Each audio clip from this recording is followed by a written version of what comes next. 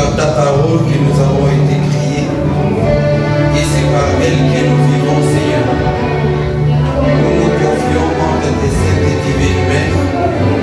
Accepte de pouvoir nous éclairer au travers de cette parole. Accepte de nous donner un cœur de chair pour recevoir cette parole. Je te confie aussi ton instrument et tu as préparé qu'il soit un canal par lequel cette parole sera transmise, éternellement. Je prends autorité sur toute puissance qui ne confesse pas le nom de Jésus. L'esprit de l'incrédulité, l'incompréhension, manque de sensibilité, Seigneur. Je l'ai réduit en échec en ces moments, dans le puissant et glorieux nom de Jésus-Christ Nazareth. La Bible dit, lorsque l'Éternel parle, que tout l'ensemble observe un silence.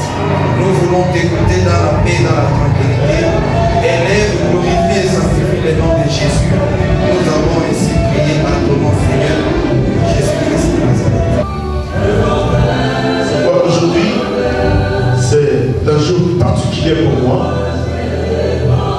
Nous allons étudier ensemble la parole de Dieu. Je ne vais plus prêcher. Nous allons tous étudier la parole ensemble, tout doucement, jusqu'à la prière. Parce que les temps où l'Église traverse, bien aimé, c'est un moment dur, un moment difficile.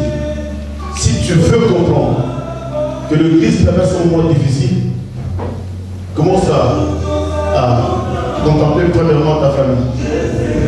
Tous les gens qui se disent chrétiens, les gens qui prient, les gens qui vont dans l'église tout le temps, qui ont la Bible comme toi, qui gênent aussi.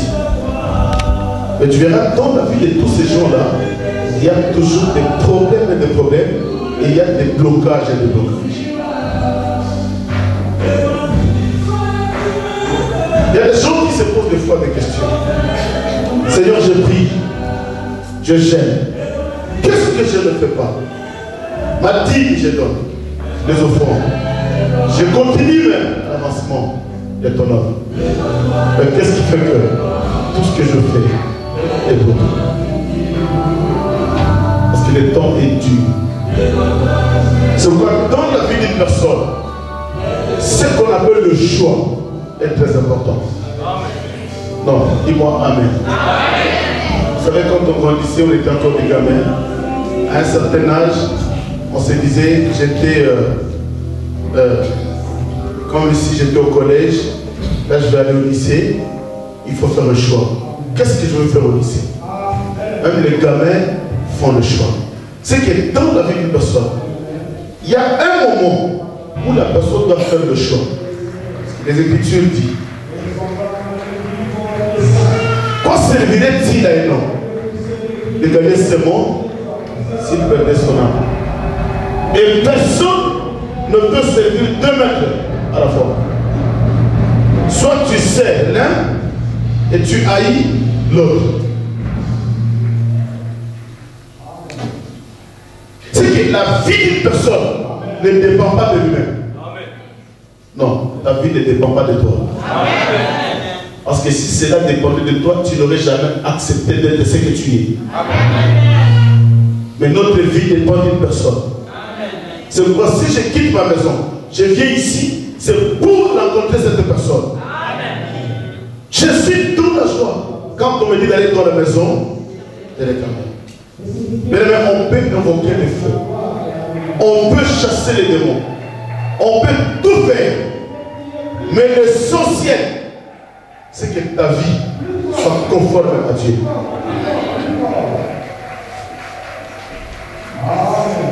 Il y a des gens qui négligent leur vie chrétienne à cause du papier. Ils négligent leur vie chrétienne à cause du mariage, à cause des enfants.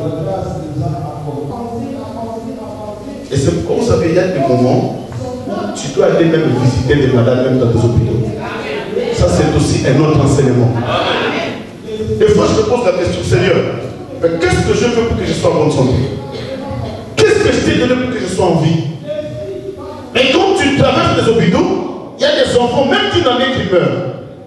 Même les enfants de quelques jours qui meurent. Mais qu'est-ce qu'ils ont fait, Seigneur? Rien. C'est pourquoi je suis venu te dire ce matin que le Seigneur t'aime.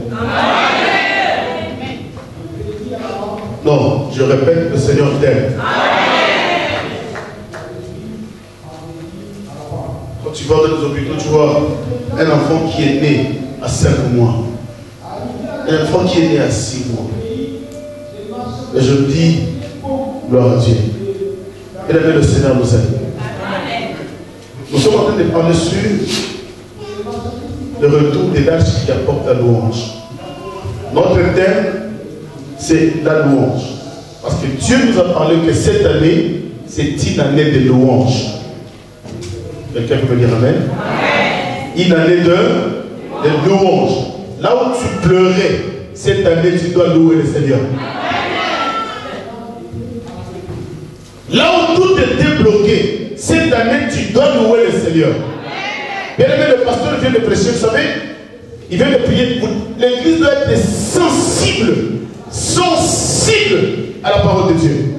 Et sensible à la confession des hommes de Dieu.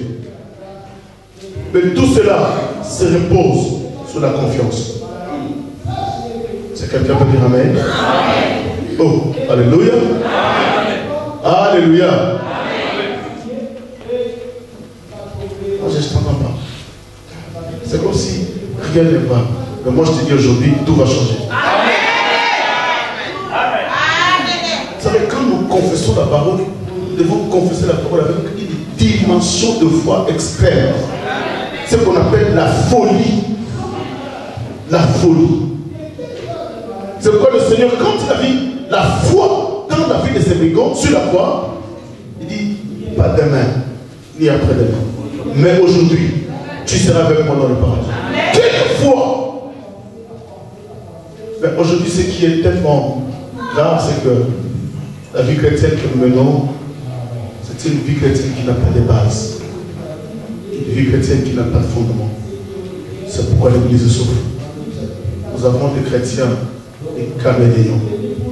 Un chrétien caméléon, c'est celui, quand il passe là où il y a la couleur rouge, il a la facilité de prendre la couleur rouge. Il passe là où il y a la couleur bleue, il prend la couleur bleue. Vous voyez que le caméléon, qui connaît le caméléon?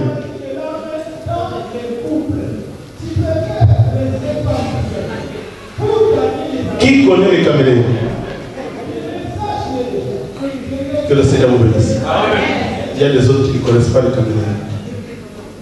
Le caméléon, c'est un animal qui prend chaque couleur là où il passe. Et j'allais demander à l'église des choses. Vous croyez que le caméléon, c'est pourquoi j'ai dit aujourd'hui je ne veux plus crier. Nous allons étudier la Bible ensemble parce que je parle d'un thème très important pour ta vie chrétienne. Vous croyez que le caméléon, quand il passe là, il y a la couleur rouge, par exemple, il avait la couleur marron. Dès qu'il monte sur la chaise, il y a la couleur rouge. Il prend quelle couleur? Rouge. Vous croyez qu'il fait ça exprès? Hein? Non, réponds-moi. J'ai dit aujourd'hui nous allons étudier ensemble la Bible. Parce que quand le caméléon monte sur la chaise qui est rouge et qu'il prend la couleur rouge, il fait ça exprès? Non. C'est exprès. Contre sa volonté. Pourquoi? Parce qu'en lui, il y a une chose. Même s'il le refuse, la chose va lui imposer de prendre la couleur rouge. C'est pourquoi dans la vie chrétienne aussi, il y a une chose. Mais si tu passes là où il y a des prostituées, la chose te pousse à te prostituer. Si tu passes là où il y a des menteurs, la chose te pousse à mentir. Oh. Amen. Alléluia. Amen. Si tu restes longtemps avec les amis qui ont une mauvaise vie, cette chose aussi te contamine. Parce qu'encore il y a un esprit. C'est pourquoi le frère Paul dit, un apôtre, le bien que j'ai envie de faire, je sais que tu as envie de faire le bien, tu as envie d'abandonner le mal, mais le bien que j'ai envie de faire, je n'arrive pas à le faire. Le mal que je hais, c'est ce que je fais tout le temps. Et c'est alors que j'ai compris qu'en moi il y a une force. La force qui est dans le caméléon, c'est cette force qui était dans la vie de Paul. Il dit, j'ai compris qu'en moi il y a une force qui me pousse à faire des choses que je ne veux pas. Et l'apôtre Paul ne s'est pas limité là-bas. Un apôtre qui va crier, qui me délivrera de ce corps de péché. C'est pourquoi dans notre vie chrétienne, bien aimé que tu ne veuilles pas, nous devons chercher la délivrance nuit et jour. Amen. Oh, quelqu'un peut me dire amen. Nous devons avoir l'envie de chercher la délivrance nuit et jour. Parce que le démon ne dort pas. Que le Seigneur soit béni. Non, que le Seigneur soit béni. Nous sommes en train de parler sur l'année des louanges. Et notre thème, c'est le retour de l'arche apporte la louange. Nous avions vu les dimanches passés comment est-ce que les Philistins ont apporté l'arche des dieux qui était entre les mains des Philistins. Aujourd'hui, nous allons aller tout doucement, et je veux que tu puisses comprendre, tout doucement. Mon thème, c'est un thème évangélique. Je vais te donner la connaissance, parce que nous parlons sur le retour de l'arche, n'est-ce pas? Mais pour parler des retours, c'est-à-dire qu'il y a eu un aller. Hein? Parce qu'on ne peut jamais parler du retour sans un aller. C'est que le point de départ, c'est aller pour qu'on parle du retour. Hein? On ne peut jamais parler du retour sans un aller. C'est quoi aujourd'hui nous allons étudier. Oui, nous parlons que c'est le retour de l'arche qui apporte la louange. C'est que quand l'arche est partie, la louange aussi a disparu. Quand l'arche est partie, la louange aussi est partie. Israël ne pouvait jamais louer Dieu parce que c'est l'arche qui apporte la louange. Et l'absence de l'arche, c'est aussi l'absence de la louange. Mais nous voulons maintenant étudier ensemble. Pourquoi l'arche est partie? C'est que Dieu m'a fait voir une chose. Si les gens pleurent, c'est que l'arche était partie. Mais nous devons savoir, vous savez, dans la vie, je vais dire à l'église une chose. Dans la vie, même si tu étais dans un couple, ce couple-là est brisé. Même si tu avais des amis, des copains, tu dois te poser la question. Même si tu avais quelque chose qui est parti, tu dois à tout moment te poser la question, mais pourquoi la chose est partie? Mais j'avais cet homme, il pouvait aussi m'épouser. Mais pourquoi il est parti? Mais j'avais cette femme que j'allais épouser. Mais pourquoi cette femme est partie? Mais j'avais une bénédiction entre mes mains. Pourquoi cette bénédiction est partie? J'avais des amis à qui on vivait bien. Mais pourquoi tous ces amis sont partis? C'est que la personne doit se poser la question. Bien aimé, si tu ne trouves pas la raison par laquelle tu avais perdu la première bénédiction, même si Dieu t'est béni, tu l'as perdu encore. Est-ce qu'on peut avancer? C'est pourquoi dans la vie d'une personne, oui, j'étais à l'OFPRA, j'étais à la commission de recours, je n'ai pas eu de papier. Pourquoi? La question qu'on m'avait posée, j'avais très mal répondu. Maintenant, quand on me posera cette question, je vais répondre ainsi. C'est que l'homme doit prendre le temps d'examiner sa vie et de comprendre pourquoi mon premier mariage. Pourquoi la bénédiction que j'avais est partie. Pourquoi dans ma vie, tout ne marche pas. Et quand la personne prend conscience et qu'il a maintenant entre ses mains toutes les raisons qui ont fait que sa vie soit bloquée, c'est pourquoi j'ai dit à l'église. Est-ce que l'église me comprend? Que dans toutes les choses qui nous arrivent, le Seigneur a raison.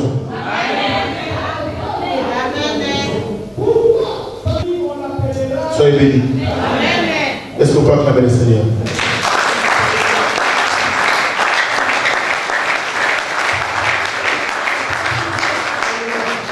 Vous savez, tout comme moi je dis, si le Seigneur nous donne de tels messages, Dieu nous aime.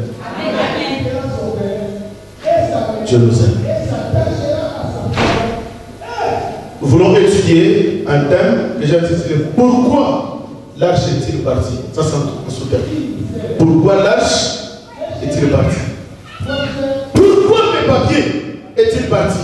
Seigneur, tu nous as promis. Le Seigneur a dit, là où tu fouleras la plante de tes pieds, je te le donne. Pourquoi mes papiers est-il parti? Oh, moi je te crains, je te sais. parti. Ok, moi je te sers. Pourquoi ma bénédiction est-il parti? Maintenant, nous sommes en train de chercher le retour de tout ce qui est parti. Parce qu'Israël avait perdu l'arche. L'arche qui était la gloire. L'arche qui était une vie. L'arche qui apportait la louange à Israël. Mais quand l'arche est partie, Israël a commencé à pleurer. Maintenant, ce n'était pas facile d'aller récupérer l'arche parce que l'arche était partie. Mais tout ce que tu perds dans ta vie, c'est difficile d'aller récupérer ça. Même dans ton foyer, tu aimais ta femme, tu aimais ton mari. S'il y a des choses, tout le temps des conflits, des problèmes, des incompréhensions, quand l'amour partira, ça sera difficile d'aller le chercher. Maintenant, le couple commence à vivre malgré tout. Mais l'amour, la base de l'amour, est déjà partie. Même si tu lui poses la question, tu l'aimes. Oui, je l'aime, pasteur. Mais en réalité, le coup de foudre du début a déjà disparu. C'est que là, c'est déjà parti. Maintenant, tu dois comprendre à chercher pourquoi cet amour est parti. Un bon homme, une bonne femme, quand il sent que dans son couple rien ne marche, il rentre à lui-même. Pourquoi cet amour est parti? Oui, parce que j'avais fait ceci. Oui, la femme dit parce que j'avais fait ceci. Il cherche tout seul, soit la femme, soit l'homme, à réparer la chose avec le Seigneur. Quand tu répares, je vais dire à une personne, l'oreille de Dieu, ni sa main n'est pas trop courte pour venir. Même si tu avais avorté 10 000 fois, même si les gens t'ont dit des choses que tu ne pouvais pas supporter, tu avais commis des péchés incroyables, impossibles, je vais dire à une personne que Dieu pardonne tout ce qu'on appelle le péché, mais quand tu t'humilies simplement. C'est dans l'humilité que Dieu pardonne. Mais tu dois ouvrir ton cœur. Dis-moi Amen. Pourquoi l'arche est-il partie? Vous savez, j'étais en train de lire la Bible. C'est pourquoi je me suis dit que nous devons d'abord mieux comprendre ce qu'est l'arche. Et pour comprendre que l'arche est partie, la louange est partie, la gloire est partie, tout est parti. Et il y a aussi une chose dans ta vie qui est partie. Qu'est-ce qui est parti dans ta vie? La chose qui t'a rendu malheureux, qui t'a rendu malheureuse. Il y a une chose qui est partie dans ta vie. Tu as perdu quelque chose qui s'est envolé. L'arche en réalité c'est quoi? La Bible dit que l'arche, comme on l'a dit dimanche passé, l'arche n'était pas dans les parvis, dans le tabernacle. L'arche n'était pas dans le lieu saint, mais l'arche était dans le lieu très saint, derrière le voile, là où tout était caché. Et la Bible dit qu'il y avait la colonne des nuées, la nuée qui descendait une fois. Or que la nuée, quand ça descendait, la nuée descendait pour couvrir l'arche. N'est-ce pas? Et la Bible dit que quand la nuée descendait pour couvrir l'arche, c'est alors que le Seigneur rencontrait les sacrificateurs. Parce qu'il a dit à Aaron, quand tu rentreras avec les sons de taureaux et de boucs, l'expiation, tout ce que le peuple ont offert, quand tu rentreras, tu déposeras les sons sur les propitiatoires. Et quand la nuée, écoutez, quand la nuée descendra sur l'arche et que la nuée va couvrir l'arche, c'est alors que moi, l'Éternel, je me rencontrerai avec toi. C'est que la présence de la nuée qui couvrait l'arche n'est rien d'autre que la nuée qui était descendue sur la montagne de la transfiguration qui avait couvert le Seigneur. Parce qu'en réalité, l'arche n'est rien d'autre que le Seigneur Jésus-Christ. Non mais dis-moi Amen. C'est pourquoi dans la Bible, quand nous parlons de l'arche, ne crois pas que l'arche c'est un prophète. Ou l'arche c'est un petit coffret que Israël mettait des choses. Non. Mais quand on parle de l'arche, l'Église doit comprendre que l'arche c'est Jésus-Christ de Nazareth. C'est que maintenant nous avons compris que quand Jésus est parti d'Israël, la gloire aussi est partie. Quand Jésus a quitté Israël, la gloire est partie. La louange est partie. Israël ne pouvait pas louer Dieu à l'absence du Messie. Alléluia. Oh, alléluia. Seigneur, vous allez comprendre que quand Israël traversait le désert, Israël parcourait tout le trajet avec un arche. Et cette arche-là avait tellement fait des choses en Israël. Pour comprendre que l'arche était Dieu, vous allez comprendre le jour où Israël est arrivé dans le désert et sur le Jourdain. Israël devait traverser le Jourdain. Une grande fleuve. Et un grand fleuve. Mais qu'est-ce qui se passe? Dieu dira au prophète que le peuple s'arrête. Le peuple s'arrête. D'abord, le sacrificateur qui portait l'arche devrait passer devant. Et la Bible confirme que quand le pied des sacrificateurs qui portaient l'arche va se mettre dans l'eau, c'est alors que l'eau va se déchirer en deux parties pour que Israël traverse.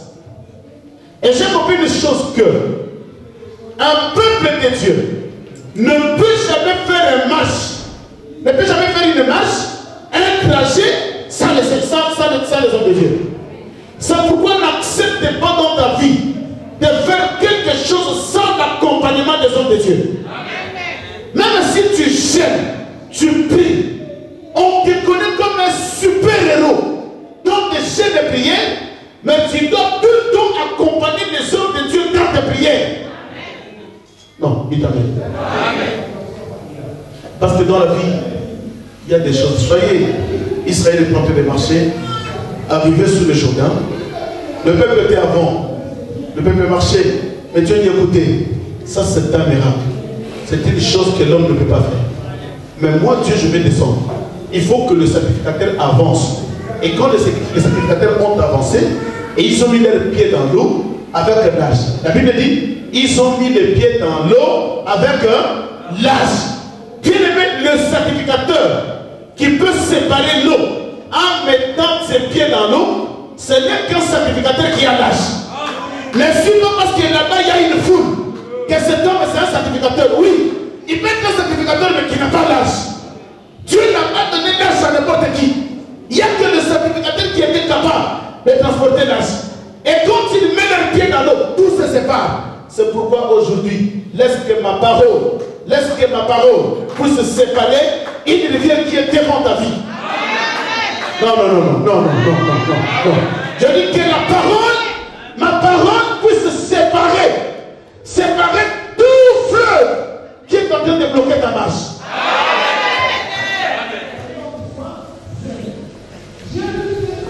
Vous savez, des fois, quand je parle des choses de Dieu, je sens à moi une colère qui monte.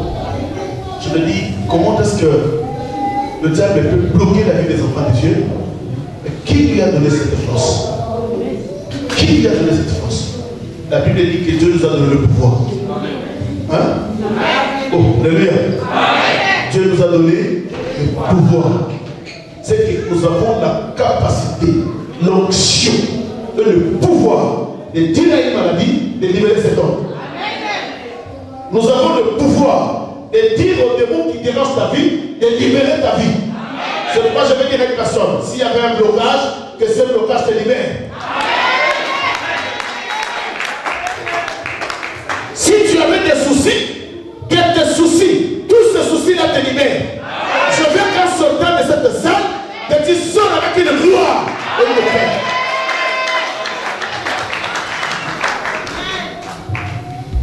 Dis-moi Amen. Oh, Amen.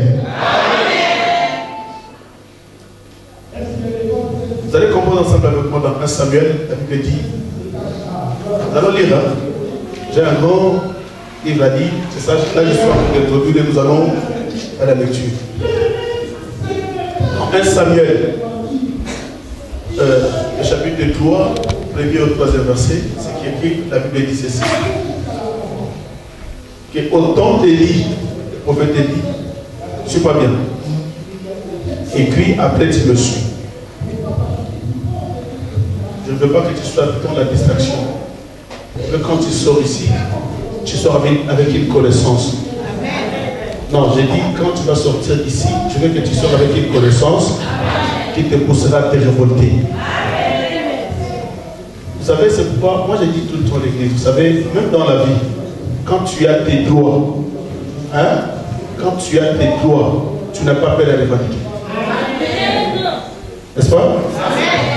Oh, quand tu connais tes droits et que tu sais que je dois, même s'il y a la police, vous savez, à l'époque où je n'avais pas de papier, quand je vois des policiers devant moi, j'ai ça comme s'ils vont venir me poser la question.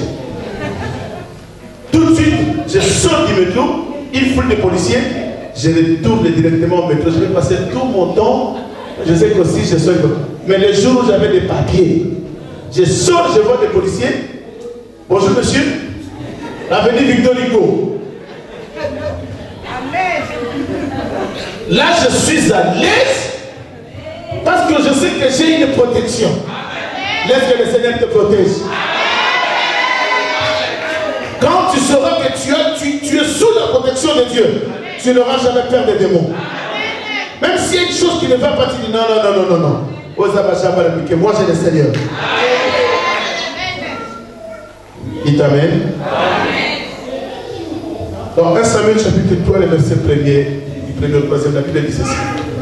Au temps d'Élie, l'arche était dans le temple. Le temple comme celle-ci, et il y avait l'arche. La Bible nous parle qu'il y avait un enfant qu'on appelait un prophète Samuel. Vous connaissez l'histoire, le fils d'Anne, qui avait consacré dans le temple. Cet enfant dormait dans le temple parce qu'il était complètement consacré à Dieu. Consacré à Dieu. Et quand la personne est consacrée à Dieu, il y a des choses qu'il ne peut pas faire. C'est que Samuel ne touchait jamais à l'école. Samuel, même s'il était jeune, ne pouvait jamais toucher à la drogue. Samuel obéissait à la parole parce que Dieu l'avait appelé. Sa maman lui avait consacré totalement à Dieu. C'est que quand la personne est consacrée à Dieu, il devient un homme des interdits. C'est qu'il y a des choses que tu n'as pas droit à toucher. Même si les autres touchent, mais toi tu ne peux pas toucher. Même si je suis à Paris, les Parisiens, les soi-disant Parisiens s'habillent. Moi je ne peux pas m'habiller ainsi. Parce que je suis consacré à Dieu. Il y a une différence entre une personne qui est consacrée à Dieu et une personne normale qui vit selon elle, qui vit selon lui. Parce qu'aujourd'hui tu verras l'église. Va dans des églises. Tu verras une maman, surtout les mamans dans les églises. Surtout les mamans. Somos on d'accord. T'as pas appelé nous autres meilleurs. On t'a dit nous autres meilleurs, tu n'as pas appelé maman. Oh, allez m'appeler. Non mais quand tu t'habilles des fois, il faut avoir pitié de ton corps. Yokola, tu n'as pas mon cœur, souni. Tu n'as même pas honte. Tu n'as pas honte. Aujourd'hui, l'équipe de la personne là, Ndoki. Mais viens à l'église aussi. Samuel consacré à Dieu, Samuel savait que qu'est-ce que je dois faire et qu'est-ce que je ne dois pas faire. C'est ça la consécration. Quand tu viens dans le Seigneur et que tu te dis consacré à Dieu, consacré à Dieu, c'est un homme qui s'est donné à Dieu à fond. C'est que du jour au jour, tu es en train de contempler ta vie et tu te poses la question, est-ce que Seigneur, j'ai obéi tout ce que je suis en train de faire, Seigneur, dans ma consécration, est-ce que tout ce que je fais, Seigneur, je respecte tes principes pour te gloire? Mais la Bible dit que Samuel dormait dans le temple. Mais où Samuel dormait, la Bible précise à côté de l'âge. C'est que Samuel avait compris que même si tout le monde peut négliger cette chose-là, parce que c'était comme une caisse déposée dans le temple. Mais la personne qui a la connaissance de l'âge passera toute sa vie. Quand il dort à côté de l'âge. il faisait à côté de l'arche. Parce qu'il savait que je fais tout pour lui. Or, cette arche, nous venons de dire que c'est le Seigneur Jésus-Christ. Parce que tout ce que tu fais ça pour le Seigneur. Quand tu insultes les gens, tu fais ça pour le Seigneur. Quand tu réponds mal, tu fais ça pour le Seigneur. Or, le Seigneur, c'est la douceur. Le Seigneur, c'est l'amour. Hein? Non, j'ai dit, notre thème, c'est pourquoi l'arche est partie. Vous allez comprendre que tout ce que je suis en train de dire, ce sont des choses qui poussent l'arche à partir. Pourquoi l'arche est partie? Tu dois comprendre pendant cette prédication que oui, effectivement, c'était moi qui a fait partie de l'arche. Je me permis à l'arche de partir. Pas de mes comportements, pas ma parole, pas de mes actes, pas de mes agissements. Un enfant de Dieu ne répond jamais brutalement. Samuel, dans le temple, il était à l'écoute du Seigneur. Et la Bible dit d'ailleurs que Dieu lui a appelé 3 fois. Samuel n'a jamais compris. Samuel allait tout le temps vers le prophète Élie. Ah, c'est là où j'ai compris. Bien aimé, tu peux être un homme de Dieu, mais tu as toujours besoin de ton père. Samuel est un prophète appelé de Dieu. Un prophète appelé de Dieu. Ce n'est pas Élie qui avait consacré Samuel le prophète, mais c'est Dieu lui-même. Mais pour aller vers ce Dieu, il commençait d'abord à passer par Élie. Et c'est Élie qui va l'orienter. Ah, le Seigneur t'a appelé 3 fois. Maintenant, quand tu vas entendre cette voix, comprends que ce n'est pas moi qui t'appelle, c'est Dieu. Dis-lui, Seigneur, je ne t'écoute pas. Et c'est comme ça que Dieu a établi cet homme, cet enfant prophète. J'ai dit, je vais aller tout doucement, tu vas comprendre. Dieu l'a établi prophète. Et toute sa vie, c'est un prophète qui craignait Dieu, qui obéissait à la parole et qui grandissait avec le Seigneur. Je vais poser la question à l'église. Ça fait combien de temps tu crains Dieu? Je ne demande pas combien de temps tu es venu à l'église. Combien de temps tu as commencé à prier. Mais combien de temps crains-tu le Seigneur? Mais cet enfant grandissait dans le temple, craignant le Seigneur, obéissant à la parole. Et Dieu lui a déposé l'onction. Mais entre deux, le vieux prophète Élie avec ses enfants, Phiné et qui? Phiné et Ophni, c'est 2 enfants. Maintenant, voilà la raison pour laquelle l'arche est partie de l'autre côté. Ces enfants qui n'obéissaient pas à la parole, ces enfants qui prenaient toutes les femmes qui étaient devant le temple, ils couchaient avec toutes les femmes qui étaient devant le temple. Ces enfants qui profanaient les offrandes dans le temple. Et Israël avait introduit dans le peuple, parmi le peuple, les idoles. La place de Dieu n'existait pas. Mais tu peux chanter, tu peux louer, tu peux jouer à la guitare. Mais ce qui est important, c'est la place de Dieu dans ta vie. Quelle est la place de Dieu dans ta vie? Amen. Parce que tout ce que nous voyons passera.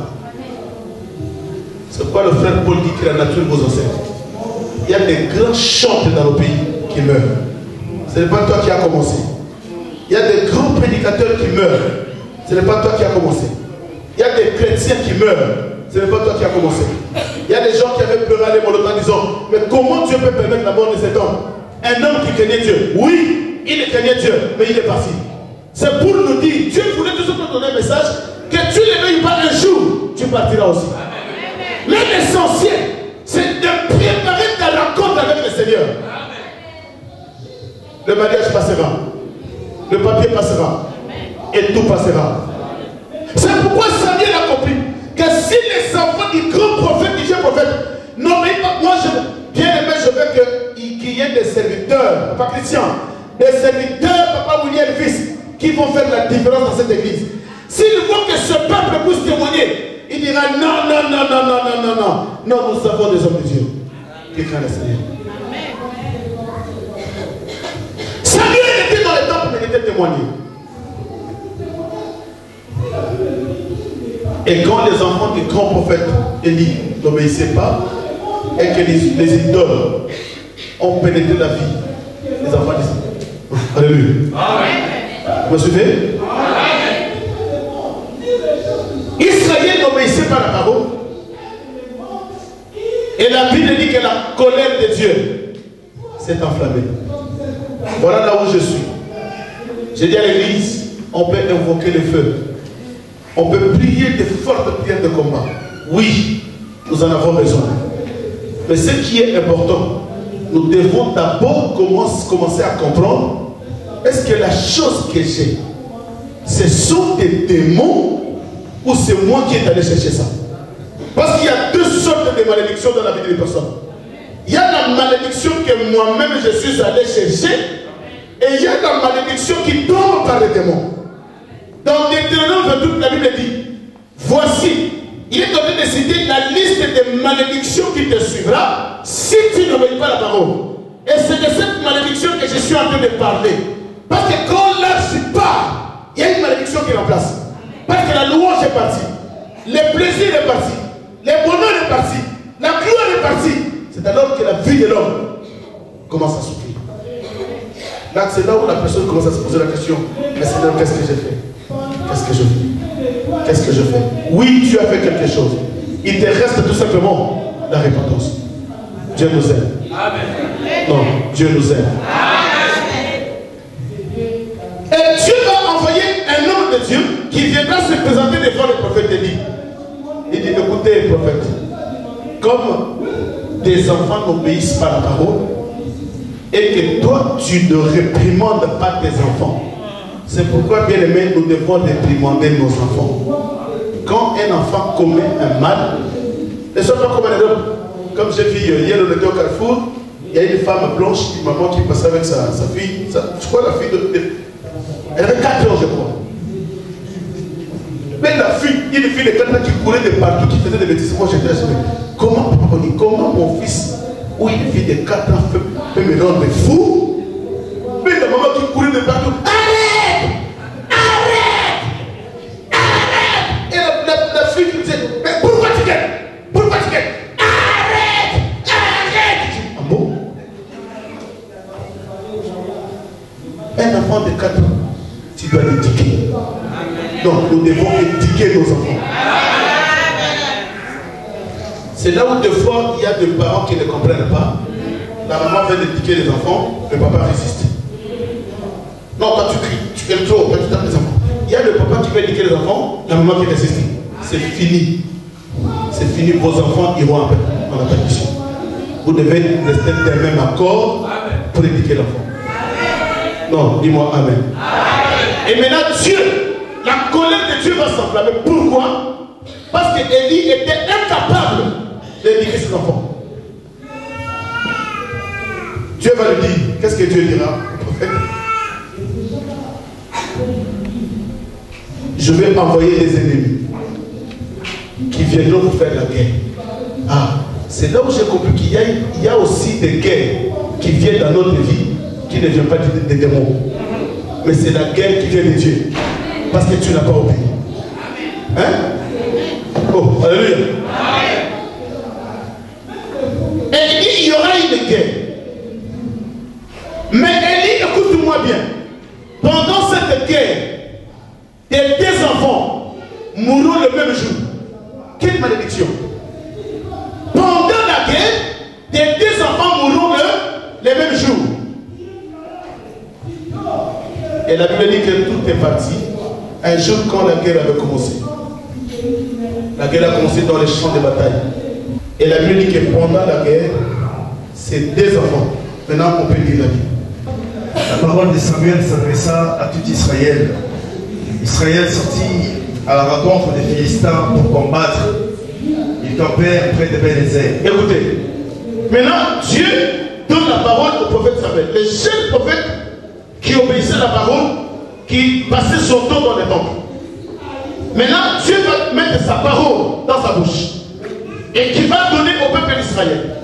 Ils étaient obligés de sortir de la rencontre des Philistins parce qu'il y a eu la guerre. Ils ne pouvaient pas rester dans le camp pour les exterminer. Et ils ont écouté la parole de ce prophète et ils sont sortis pour aller rencontrer les Philistins pour la guerre. Continue, papa. Et les Philistins étaient campés à Afek. Les Philistins se rangèrent en bataille contre Israël. Écoutez, les Philistins se rangeaient en bataille contre Israël. C'est que tant que tu es en train de dormir, il y a des gens qui sont en train de s'arranger pour venir te combattre. Oh. Ben, c'est pourquoi quand tu vois des choses ne marchent pas, tu te dis, mais qu'est-ce qui ne va pas? Donc la nuit, il y a des gens qui s'élèvent. Des fois, c'est pourquoi je dis même au couple, vous allez voir des fois, vous avez des discussions inutiles. Vous ne savez pas que la nuit, il y a des ennemis qui se sont levés. Écoutez, quand tu te lèves, maman, tu donnes lui ce mot-là. Commence pas, il va se lever. Quand tu donnes le mot, même si ce n'est pas trop grave, mais comme il y a eu déjà la manipulation des démons la nuit, quand tu sors une parole, le fer prend sa mal, ça dégénère. Et après, vous allez comprendre le soir, mais si vous avez réellement le Seigneur, je te pose la question, mais pourquoi vous avez fait la tête? Pour rien. Pour rien. C'est que pendant que nous dormons, dans le monde intérieur, il y a des choses qui se préparent pour nous faire la guerre. C'est pourquoi l'Église ne peut jamais dormir. Oh, alléluia. Le peuple de Dieu ne peut jamais dormir. Nous devons être prêts à la... C'est que être prêt à la guerre, c'est prier sans cesse. Et prier sans cesse. Allez-y, papa. Et le combat s'engagea. Écoutez, le combat s'engagea. Israël fut battu par les Philistins qui tuèrent sur le champ de bataille environ 40 000 hommes. Écoutez, pendant ces combats, maintenant Israël veut dire, mais nous avons Dieu. Hein? Israël est un peuple de Dieu qui priait, qui gênait. Mais comment est-ce que les Philistins ont engagé la guerre avec Israël et Israël va perdre? Et la Bible dit 40 000 hommes succombaient le même jour. C'est que dans la guerre que le diable vient, qu'il ramène dans ta vie, sa mission, frère, vous allez comprendre une chose, que si le diable vient dans ta vie, s'il commence ta fièvre, des maladies dans la famille, des maladies, non, il ne se limite pas aux maladies. Sa mission, c'est que la tête des gens vous tomber. Oh, alléluia. Alléluia. Mais nous nous croyons au Seigneur. La Bible dit qu'il a vaincu la mort sur la croix. C'est pourquoi dans votre famille, nous dans cette église, nous ne permettons jamais la mort anticipée de quelqu'un de ta famille. Même si la lutte aux États-Unis, on mettra nos genoux par terre que le Seigneur le ressuscite. Même si les démons s'enfoncent